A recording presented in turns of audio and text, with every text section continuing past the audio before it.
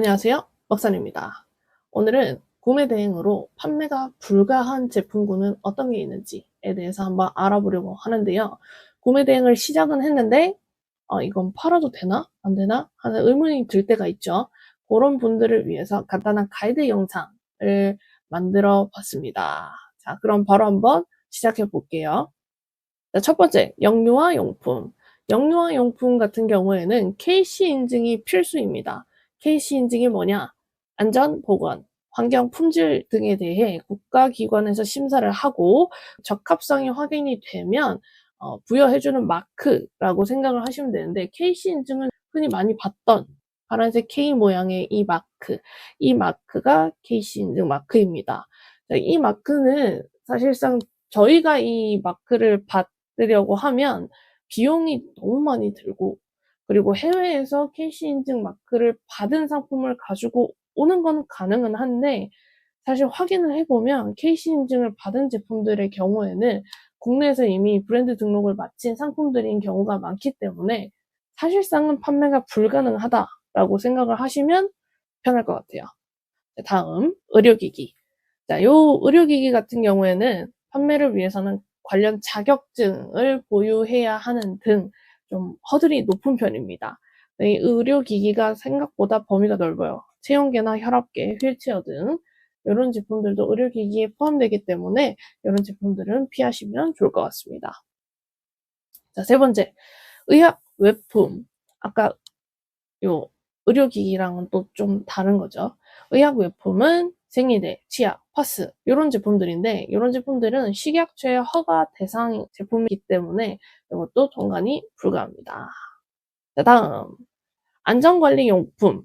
안전관리용품에는 뭐 안전화, 안전모 요런 것들이 해당이 되는데, 요것도 영유아용품이랑 마찬가지로 KC 인증을 받았다면 괜찮아요. 하지만 사실상 불가하다고 아까 말씀드렸죠.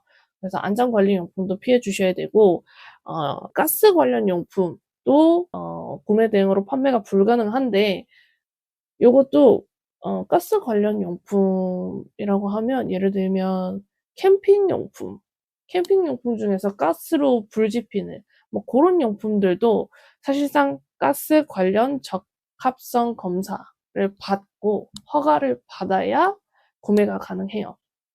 그래서 요런 것들도 많이 판매를 하고 있긴 하시지만, 혹여나 통화를 하시다가 법에 걸린다 하시면 어떤 법적 처벌을 받을 수 있기 때문에 좀 조심을 하시는 게 좋습니다. 자, 그다음 총포, 도검 및 무기류. 그냥 말 그대로 무기죠. 이 무기는 경찰청 허가가 필수인데, 무기류 중에서 검의 그 칼날 길이가 15cm 이상인 제품은 경찰청의 허가도 필요하지만 도검 소지 허가증도 필요합니다. 그래서 통관이 좀 어렵고 너무 오래 걸려요. 자, 그럼에도 불구하고 통관이 가능한 경우도 있어요. 접이식 칼, 수동으로 이제 접었다 폈다 하는 그런 칼날의 경우에는 칼날의 길이가 6cm 이하여야 하고, 반자동 칼, 누르면 딱 하고 펴지는 그런 칼은 칼날 길이는 5.5cm 이하, 그리고 한번 딱 눌려서 펴지는, 그 자동으로 펴지는 각도가 45도 이하로 펴지는 것에 하나고, 식칼의 경우에도 칼날 길이가 20cm 이하여야 하면서 칼날 앞쪽 그 뾰족한 부분의 각도가 45도 이하인 제품만 공간이 가능하다고 합니다.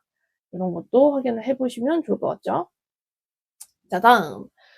지금부터는 영업 등록증이 있으면 판매가 가능한 제품. 하지만 반대로 얘기하면 영업 등록증이 없을 경우에는 판매가 불가능하다는 얘기겠죠. 자, 요 첫 번째는 식품 및 가공식품입니다.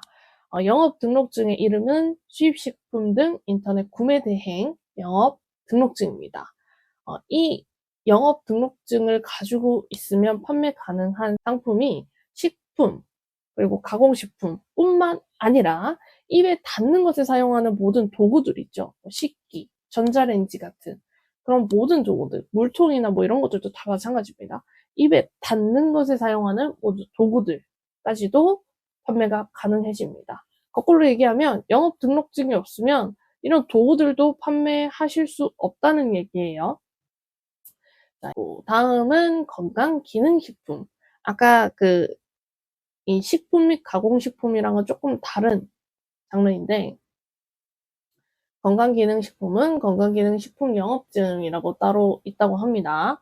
자, 요거는 비타민, 보조제 등이 해당이 되고, 요거에 좀 주의하실 점은 국내 반입이 불가한 성분이 있어요. 그런 성분이 들어있는 비타민이나 뭐 보조제들, 뭐 요런 제품들은 영업 등록증이 있다고 해도 통관 과정에서 바로 폐기 처분되기 때문에 건강기능식품을 판매를 하고 싶다 하시는 분들은 공부를 조금 더 하셔가지고 성분까지도 확인을 하고 판매를 하시는 게 좋겠죠. 자, 다음 화장품. 자, 화장품은 화장품 책임 판매업 등록증이라고 해서 영업 등록증이 있고, 이 화장품도 마찬가지입니다. 화장품뿐만 아니라 화장에 필요한 도구들 있죠. 뭐 브러쉬가 됐던 용기가 됐던 그런 화장품과 관련된 도구들도 이 영업 등록증이 있어야 판매가 가능하고, 화장품 같은 경우에는 좀 찾아보시면 화장품과 관련된 대학을 수료를 해야 되고 뭐 약간 자격 요건이 있어야 판매가 가능하다라고 되어 있는데, 그거는 지금 저희가 구매 대행으로 판매하는 그 영업 등록증이랑 조금 다른 등록증이에요. 저희는 구매 대행으로 판매를 하는 거기 때문에 화장품 책임 판매업 영업 등록증이 따로 있습니다. 그거는 그 자격이 없어도 판매가 가능하기 때문에 이것도 유튜브나 이런 데 잘 찾아보시면 어떻게 등록하고 하는지에 대해서 잘 나와 있으니까 한번 알아보시고 판매를 하시면 좋을 것 같아요. 자, 그리고 마지막 브랜드. 이 브랜드는 지재권 이슈를 조심을 하셔야 되는데, 첫 번째, 국내에서 상표권 등 특허청에 등록된 모든 브랜드는 판매가 금지입니다. 국내 특허청에 등록되어 있는 브랜드 같은 경우에는 그냥 아예 판매가 안 돼요. 판매를 하시면 안 돼요. 이거는 어디서 확인하냐? 키프리스에서 검색을 하셔서 상표권을 확인을 하시면 됩니다. 네이버에 키프리스 치시면 그 사이트가 나오는데, 거기에다 그 검색창에다가 해당 브랜드, 왠지 이거 브랜드일 것 같은데 하는 그 이름들이 있죠. 그 상표명들, 그것들을 다 검색을 하시면 다 나오기 때문에 그걸 검색을 하시고, 검색된 결과에 내가 찾은 이 상품의 상표명이 검색이 된다, 결과값이 나온다 하시면 판매를 하시면 안 됩니다. 자, 그 다음에 조금 다른 이야기로 명품 및 브랜드 상품이 있죠. 이런 것들은 그냥 판매를 하면 된다, 안 된다가 아니라 소명이 가능한 상품에 한해서 판매가 가능합니다.